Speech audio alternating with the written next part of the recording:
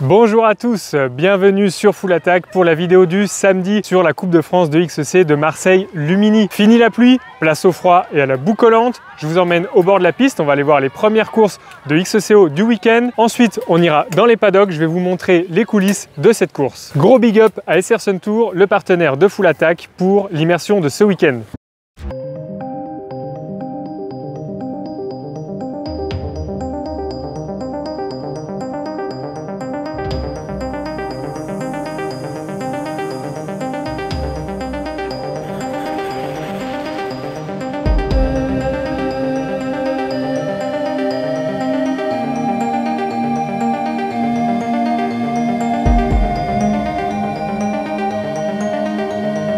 Dans moins de 2 minutes, c'est le départ de la course Open. Comme chaque année à Marseille, ils sont énormément de coureurs. Je crois qu'ils sont plus de 400. Je me suis placé quelques centaines de mètres après le départ, là où il y a le premier rétrécissement. On va voir si ça bouchonne ou si ça se passe bien. Alors il y a une nouvelle start loop là derrière le bâtiment et c'est pas mal, ça a commencé à étirer un petit peu. Là il rentre dans le premier single. Ouais, pour le moment c'est quand même un peu moins chantier que l'an passé. Bon là ça commence à monter à pied, mais ils sont encore pas à l'arrêt. Ça remonte tout de suite sur le vélo derrière. Putain, mais regardez ça, le nombre qui sont. Ouais, full attaque. Ouais, full attaque.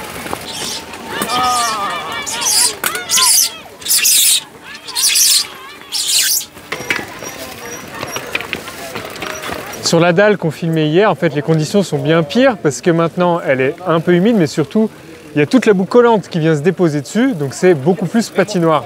Regardez ça là, bah, ça colle. Full attaque. Ouais, full attaque.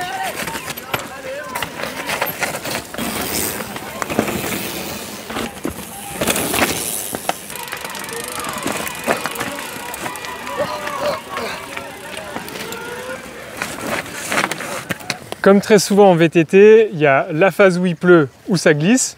Ensuite, il y a la phase sur le séchant où ça glisse encore plus. Et là, les Open et les Masters étaient en plein dedans. Et après, il y a la phase où ça redevient sec. Je pense que ce sera le cas demain pour les courses élites.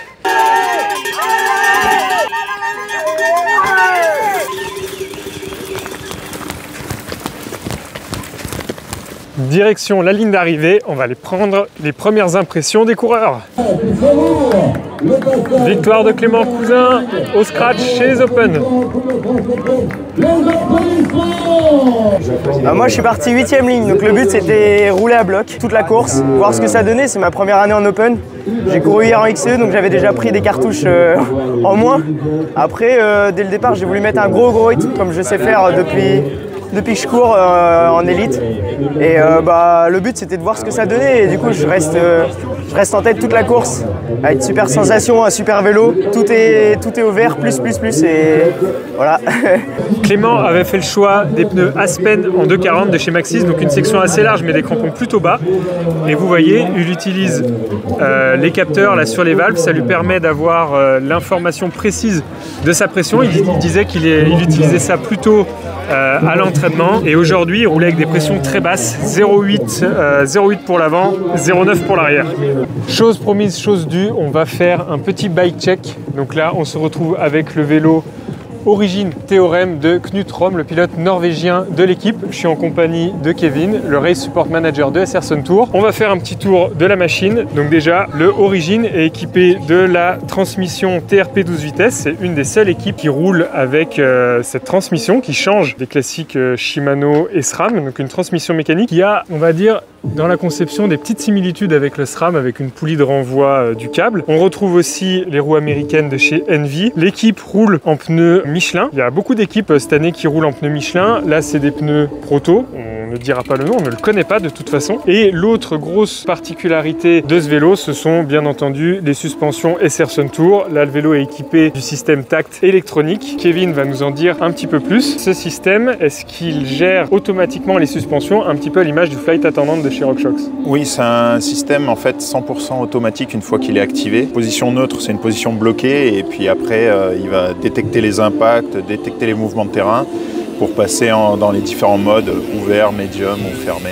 La batterie est logée à l'intérieur du cadre, la communication se fait en filaire. Et donc explique-nous la raison de ce choix. Le choix de notre côté d'avoir fait en filaire, c'est pour le temps de réactivité du système. C'est que là, on est au maximum autour des 5 millisecondes de réactivité. Entre le moment où le système a pris la décision et envoyé l'info et le temps d'action de ouvrir ou fermer la suspension. Knut, lui, a fait le choix du coup de la version électronique, mais les suspensions SR Sun Tour, elles existent aussi en système de blocage traditionnel mécanique et les pilotes ont le choix. C'est une question de feeling et de poids, donc c'est aussi quelque chose qui va être optimisé par la suite sur le système électronique. Exactement, oui, c'est par rapport au feeling des pilotes, on leur a laissé le choix de rouler l'un ou l'autre de nos systèmes. Sur ce vélo en particulier, on a un coloris personnalisé, donc assorti au cadre. Après, dans les petits détails, on peut voir, regardez, il y a des petits points blancs là, un petit peu partout. Ça permet aux mécanos de vérifier en un coup d'œil s'il y a quelque chose qui s'est desserré ou non. Et sur le théorème, il y a une autre particularité que je voulais vous montrer. À l'arrière, regardez, il est en post-mount 180, donc au minimum, le pilote a forcément un disque en 180 mm sur la roue arrière. Il roule en 160 devant avec les freins TRP également.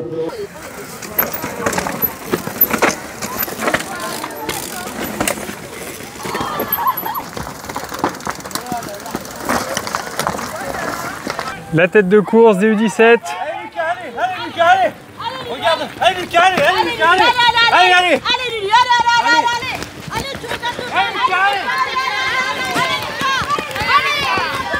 En U17, on est à peu près à la mi-course, on a 2 hommes en tête, dont Lucas Salerno qui mène la course. Le deuxième, j'ai pas réussi à l'identifier, je saurais pas vous dire qui c'est là comme ça. En tout cas, les deux ont une très grosse avance sur le troisième. Non mais faut m'arrêter quand je dis des conneries. C'était pas Lucas Salerno, c'était Lucas Rodriguez. Mais évidemment, vous aviez repéré la boulette, c'était juste pour voir si vous suiviez. super, allez Félix. Le circuit continue de sécher, pour les U17 ça reste un petit peu collant et donc glissant sur les cailloux, mais il y a vraiment une amélioration des conditions. Je pense que dès cet après-midi pour les U23 ce sera ok. Allez Lucas, c'est bon. Allez Lucas, allez. Ça fait trop écoute. Allez.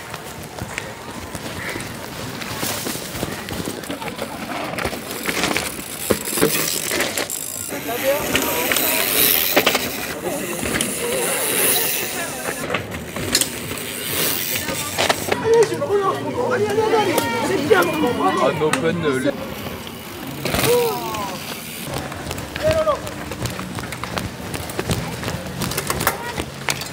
C'est finalement un coureur suisse qui s'impose.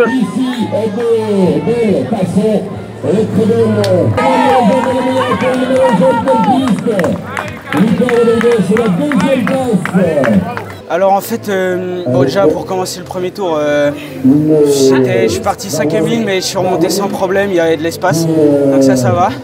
Et donc on a entamé le deuxième tour, on était plus ou moins ensemble, mais techniquement j'ai eu des lacunes, je glissais un peu partout, je me suis précipité en fait, du coup je me suis un peu loupé partout sur le parcours. Du coup il a chopé 25 secondes ou quelque chose comme ça. Et au dernier tour en fait je me suis dit foutu pour foutu.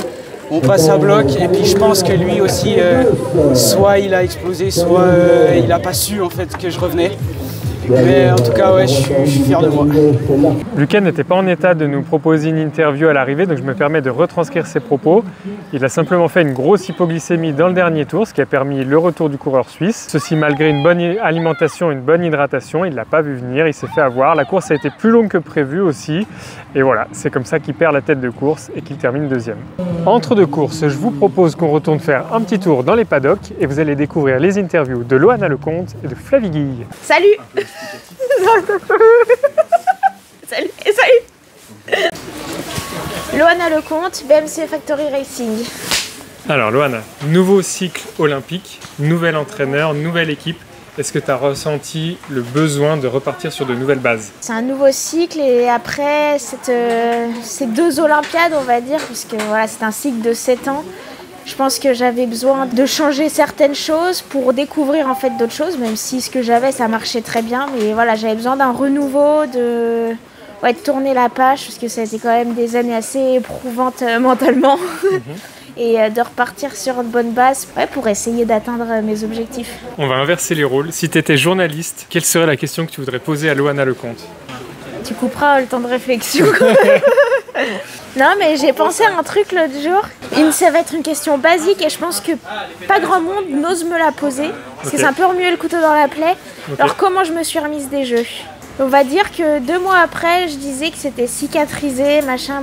Et là, c'est vrai que ça fait quelques semaines, enfin même quelques mois, où des fois, en fait, quand j'y repense, quand on a fait les bilans, je me suis rendu compte que c'était toujours un truc que j'avais en travers et je pense que je l'aurais pas vu, mais tout au long de ma carrière, ce truc, même si ça m'a beaucoup appris, je sens que voilà, c'est toujours un truc, une blessure un petit peu entrouverte. Ça me donne encore plus envie en 2028 déjà d'aller chercher cette médaille et travail dessus, ça m'a beaucoup endurci. C'est toujours là et ça restera toujours là. Flavie Guy, Team Sun Factory Racing. Flavie Guy, tu as pris la 3e place à Bagnoles, une excellente performance avec un beau plateau. Et je sais que tu es encore étudiante en médecine. Est-ce que ça te donne envie de un jour te consacrer à 100% au vélo? Alors je ne me consacrerai jamais à 100% au vélo parce que j'ai pas envie d'arrêter les études et je peux pas me permettre de prendre d'années de césure en fait pour prolonger parce que ça serait trop long.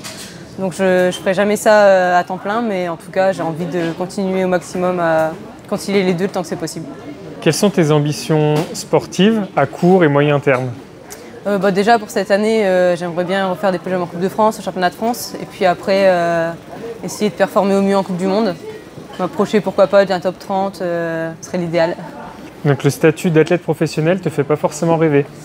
Non, en fait ça n'a jamais été un projet d'être professionnel, donc j'ai jamais vraiment pensé et avec les études, je sais que c'est pas possible. Enfin, j'ai pas le temps nécessaire pour le faire, donc j'y pense pas plus que ça. Pourtant, au niveau de tes performances, tu te retrouves autour d'athlètes qui, elles, sont professionnelles? Oui, en général, c'est vrai que c'est quasiment que des filles qui sont professionnelles autour.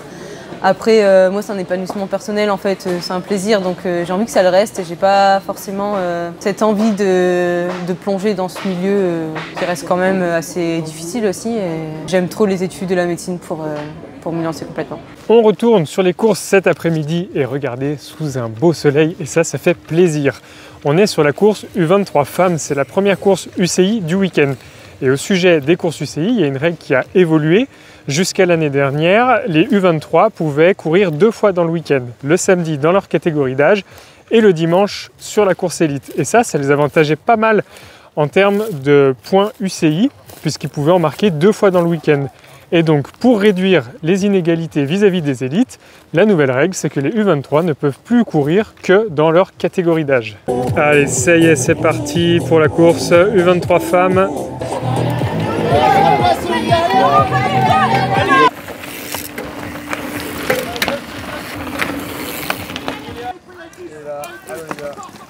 Attention. Allez.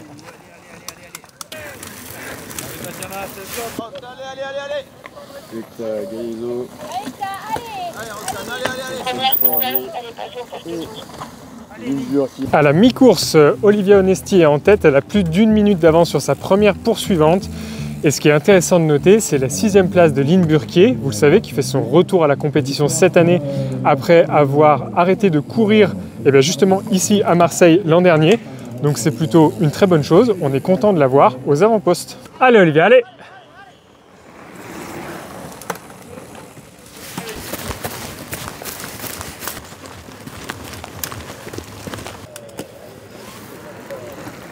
À l'entame du dernier tour, Olivia Onesti toujours en tête, elle a 1 minute 45 d'avance sur sa première poursuivante. Line Burquier est remontée aussi, elle est remontée jusqu'à la 4e place, là elle navigue entre la 4e et la 5e place à l'entame du dernier tour. C'est, je pense, une très bonne nouvelle pour elle.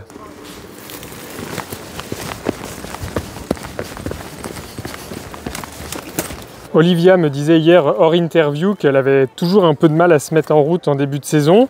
Bon, là il semblerait que ça y est, elle ait trouvé les bons réglages. Tatiana Tournu et Roxane Porlier se partagent pour le moment les 2e et 3e places du podium.